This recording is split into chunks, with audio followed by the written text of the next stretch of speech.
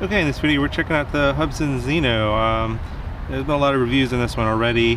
I'm going to kind of do this one a little bit differently. I'm going to try and just set it up here as quickly as possible. I've actually flown this yet. This is going to be the maiden flight. So we'll have an idea of what it's like to set it up pretty much fresh out of the box. And I've already installed the app to my phone. Yeah, connect it to your phone via this little dongle here. And there's a USB-C Lightning connector for Apple phones, and also micro USB. And mine is a USB-C. So let's go ahead and connect up the phone to the controller. We'll unfold the drone first. And you want to take off the gimbal cover too, don't forget that. So we want to unfold the front arms first, and they'll just lock into place in the back arms. And I already have a micro SD card in there. Battery's charged up. Take off the gimbal cover. Set it down. We're going to do a compass calibration and all that here as well. And let's connect up the phone. So the phone's going to go into the bottom here. I'm going to put this into the cradle first. And then we'll extend the antennas out, like so. Turn the drone on first.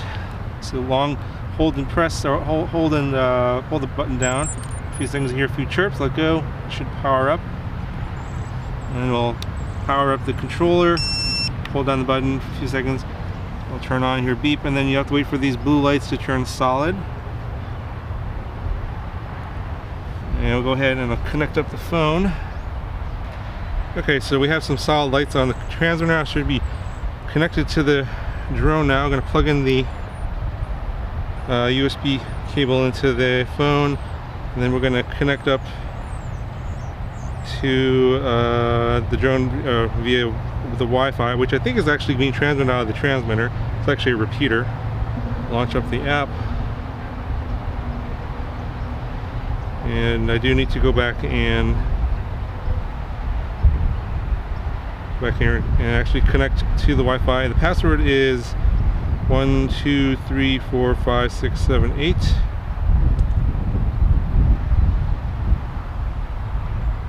Okay, looks like we're connected. We'll go back into the app now. And actually, I'm going to record the screen, so I got to start up my screen recording app. Okay, so I launched up the Hubsan app, and then we'll enter the device, which is the Zino. You want to make sure you select the correct drone. And there's some instructions here how to pair up the devices. Let's see, I'm gonna actually have to record the screen here. Okay, we'll go into the see, power it on. We did that already. And then we turned on the power to the transmitter. They plugged in the phone. And we also connected to the Wi-Fi. So did all that already. Now we're into the app. Now it immediately wants to do a compass calibration. So go ahead and we'll do that.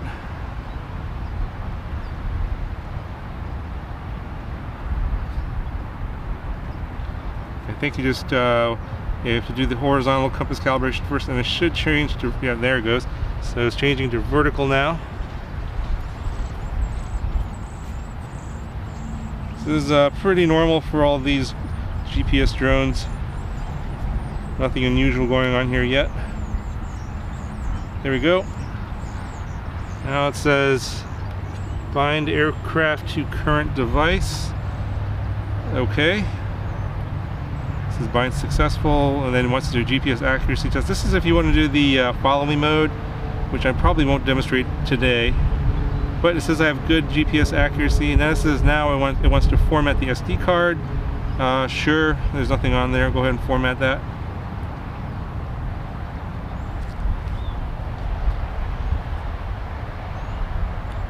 So they're advertising a 25-minute flight time. Not sure if we're going to be getting that much because I didn't have the correct wall adapter. It had the European, I think, wall adapter. So I charged it with one of my other chargers. Only charged up to 4.2 volts per cell. whereas the regular charger that it comes with, it's supposed to charge up to a high volt, like just 4.35 volts per cell. So I'm going to probably not get the full 25 minutes, but I was sure that today I'm going to be flying that long anyway. Okay, on the screen I see 12 satellites. Yeah, anyway, on back on the charger, I probably going to ask Hubsan to send me the correct wall adapter so that I can actually charge the battery all the way up. But we'll see how long I can fly for today. It says motor locked. I have 13 satellites. I don't know if it says if I can take off or not. There's no indication on here. And then under the flight mode, I'm under the normal mode. There's waypoints, orbit, following mode, and create a video and line fly mode. So probably just going to keep it in normal mode today. I'm probably not going to be doing waypoints, but it does look like, yeah, it doesn't look like the maps are downloading on this one either. I don't know why that happens on it must be an Android problem. I have that a lot on all of these. So you could probably take off here with the takeoff button on the screen, or you could use the down and out on the control sticks and then throttle up. I'm going to start recording some video here. Switch to video mode.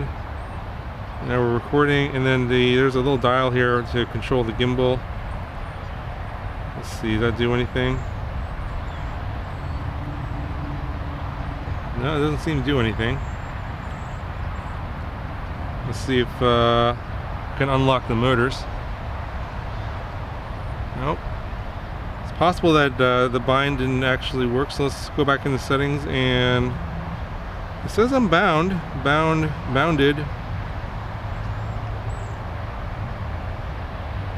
So I'm not sure what's up with that. This is transmitter connection via Wi-Fi. Okay. And then it shows the firmware versions here. Let's try some calibration here. Let's try the horizontal calibration. See if that does anything. System initializing. Horizontal calibration finished. So at least the phone looks like it's connected. I got the cable connected. Let's see if maybe if I use the takeoff button on the controller, if that does anything.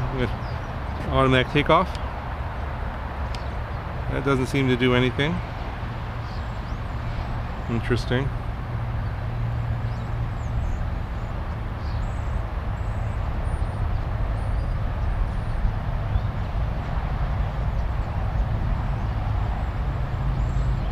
It's possible I don't have enough satellites yet. 16 satellites. Says I have a strong connection with the transmitter.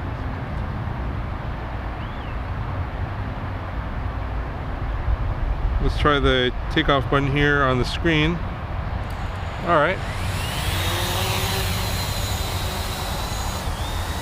So I've taken it off with the phone, but I have no control with the sticks at all.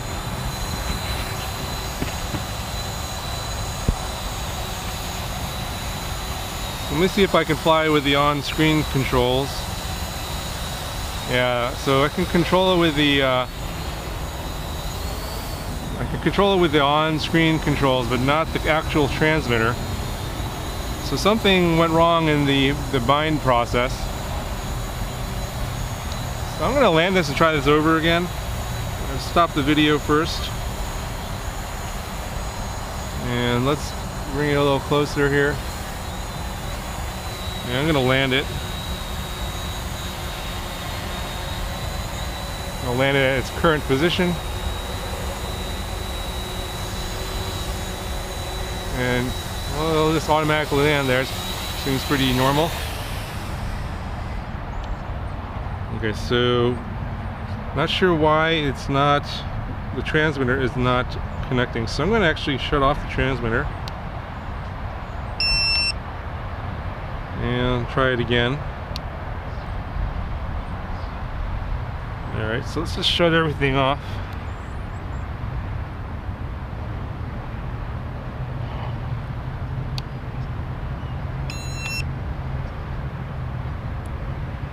Unplug everything and start over again. Power on the drone.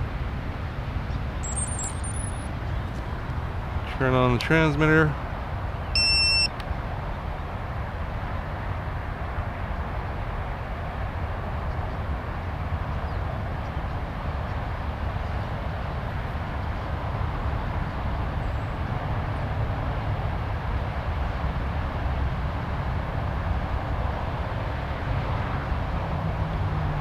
And it's connecting. Got connection via Wi-Fi. Go ahead and plug in the USB cable.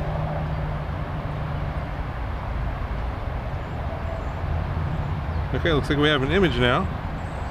And we have control of the gimbal. Okay, so I don't know what happened that first time, but now it seems to be working. But yeah, it says it's 13 satellites, and we should be able to take off now. Alright, let's do the down and out. Still not working.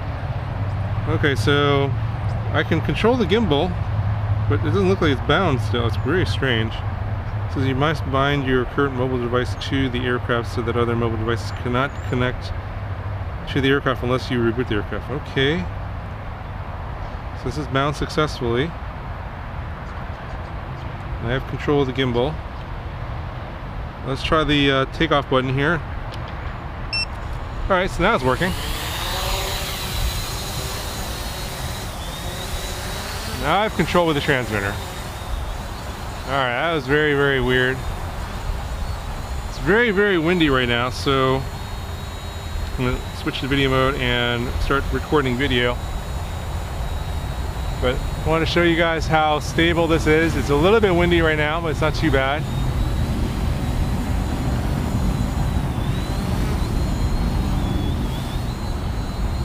This is normal mode, not sport mode.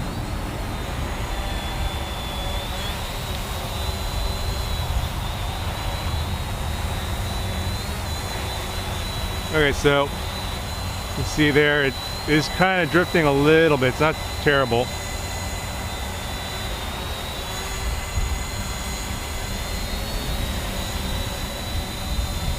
It's a pretty stiff breeze coming this way. Alright, so it seems to be working now. We have 16 satellites. Let's go ahead and fly it around. Alright, so I want to just see how fast this is in normal mode. Flying at line of sight. It does look like that the altitude holds barometer only because it is drifting up and down. So that's full stick forward. And it does sink a little bit, so definitely it's barometer controlled. So you want to be careful you don't hit the ground if you're on full stick forward. It does seem like full stick back is faster than full stick forward. I think it is because of the wind coming from the front. Yeah, it's going into the wind here. This is with the wind. It's pretty fast. Alright, I'm going to switch this into sport mode now. Let's see how much faster it is now.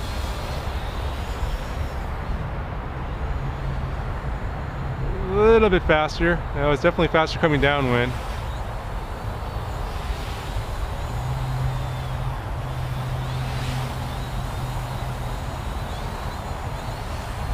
Yeah, it's got a lot more control authority. So if you're in windy conditions, you probably want to be in sport mode to fight the wind if you're going against the wind. But I'm going to keep it in normal mode. And let's see if there's any settings we can change in the camera. So we're recording currently. I'm going to actually stop that recording. And yeah, now we can see that we're recording in 1080p. Let's change that to 4K. So there are some settings you can change here. Frame rate 30 frames per second. I think that's the max. White balance is set to ordinary. I'm going to change that to cloudy. And yeah, I can definitely see a difference in the screen now. On the screen, it looks like the camera is out of focus. I'm going to point this back at me. We'll check that here. Color balance. We'll change that to bright, because the image is kind of dark looking. Yeah, so there are some new settings you can change here on the camera that you weren't able to do before. Alright, let me bring this over to me. Let's record video again.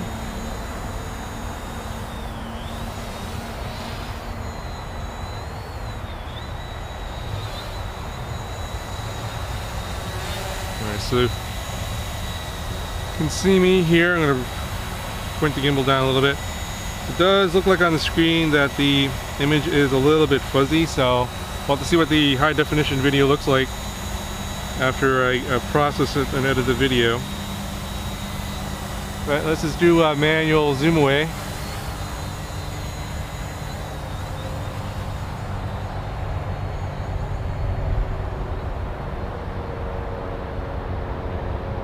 Just doing this manually.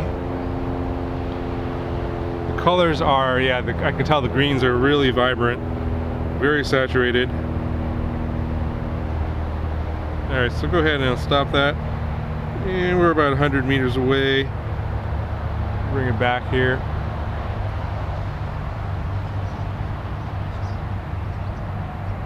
You can tell there's a little bit of yaw drift. I'm not touching the yaw stick at all.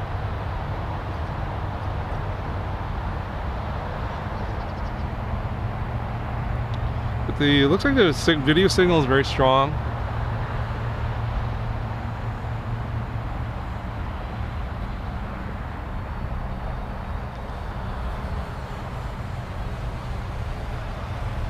This is normal mode here. It's pretty fast.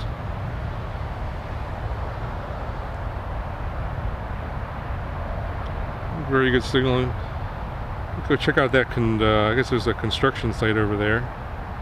Don't think anyone's working today. It's Sunday.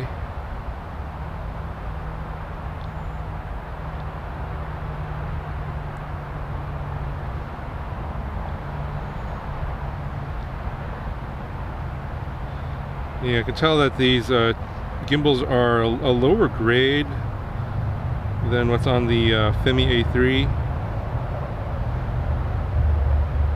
It's very hard to make fine controlled movements.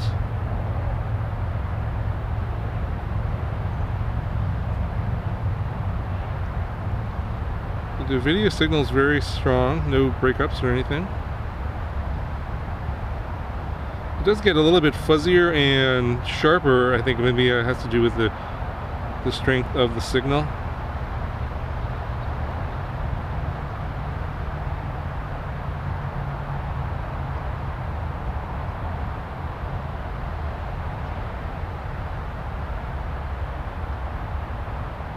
Yeah, I'm already at 44% battery. I haven't been flying for very long.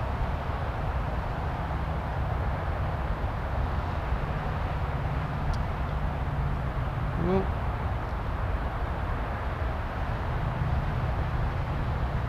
go ahead and bring it back here. See where I am over there.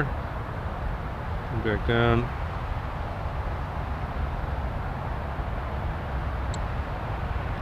Yeah, I already got a warning. I'm at 40% battery. And I definitely have not been flying for very long.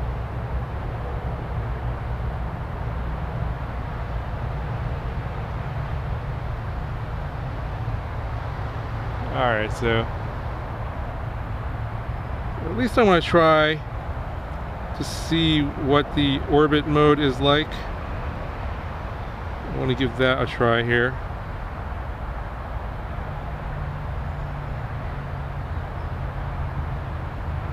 Let's just see what happens here. So, how to control the aircraft flight path. Use joysticks at any time to set orbit height and flight direction. Okay, so you can decrease radius by pitching forward, increase by pitching back, clockwise, counterclockwise on the roll axis, throttle up, throttle down on the throttle, and turn right and turn left on the yaw. Okay, that's pretty basic here. So it says set transmitter location as point of interest.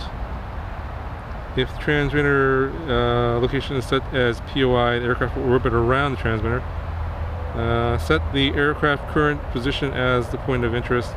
Okay, so let's just do that. We'll set the transmitter location as the point of interest. Select that. And hit next. And let's execute that immediately.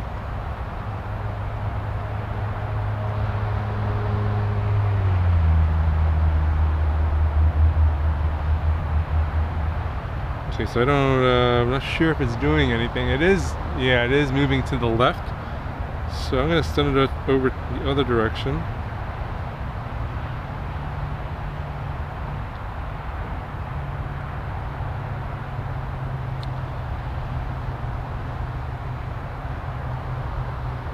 So it is orbiting, it's very slow.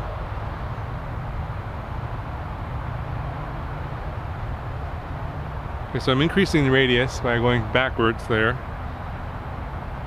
Alright, I think my flight time here is going to be over soon.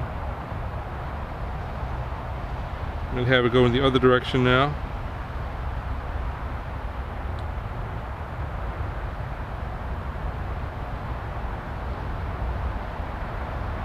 And I'll bring it a little bit closer.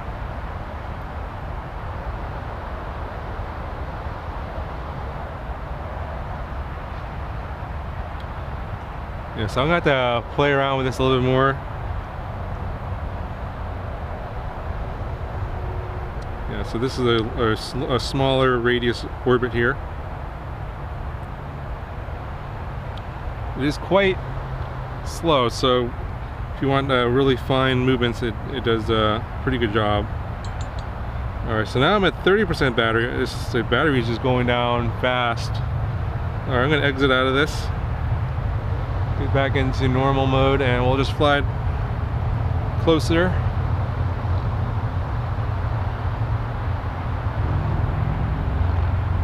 And kind of bring it a little bit overhead here, and then I'm going to send it higher.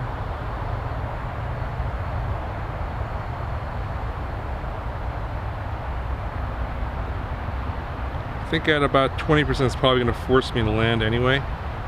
Alright, yeah, 25% battery. Now it's been forced to return to home at 25% battery, so it's coming right overhead. Still have control of the gimbal. I'm just going to let it do its thing.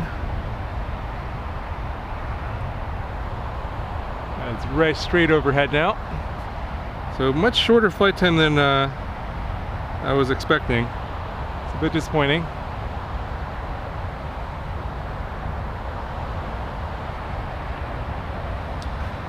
Let's see, do I have any control? I do have yaw control. Still coming down, straight overhead.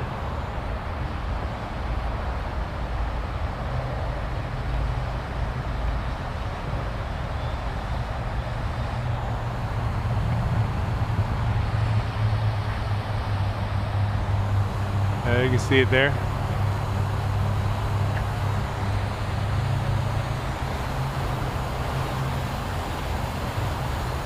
Alright, so I'm going to see if I can prevent it from landing. I can move it around, so I'm going to throttle up. Nope. I can move it around back and forth, but I can't throttle up. It is just going to land. So I was trying to force it back up, but it wouldn't do that. Let's go ahead and I'll stop that video. But I was able to yaw it and roll and pitch it so I can sort of like guide it down to where I wanted it to land. So you can do that, but it does go all the way down. So it looks like at 25% battery, you're pretty much forced to come home. You can't go any further than that. So really, you're only using 75% of the battery for your flight. I'm not exactly sure what the total flight time was. I'll put that up on the screen here. But definitely nowhere near 25 minutes for sure. Okay, so that's going to do it for this main flight of the Hubsan Zino. Obviously, this is a sort of real-world test here, which you can kind of expect if you just kind of take it out of the box. Like I did charge up the battery, install the app. Had some difficulties getting the transmitter to bind. I had to actually shut everything off again. So that's gives you a real world indication of what's going to happen if you happen to buy this product. I think they're still working out some of the bugs. The Android app still looks a little bit incomplete. So I'm not sure if that binding thing with the transmitter to the drone had anything to do with the Android app. It's possible. But yeah, after I shut everything off and then restarted, it did connect and I was able to use the transmitter. So something to keep in mind with this product, that if you are going to be using it on Android phone, perhaps maybe waiting a little bit longer might be something you might want to do. I'm going to wait for the next version of this app, and then I'll put out some more videos on this and test out some of the other features. Anyway guys, that's going to do it for this video. If you have any questions, let me know, and I'll talk to you guys in the next one.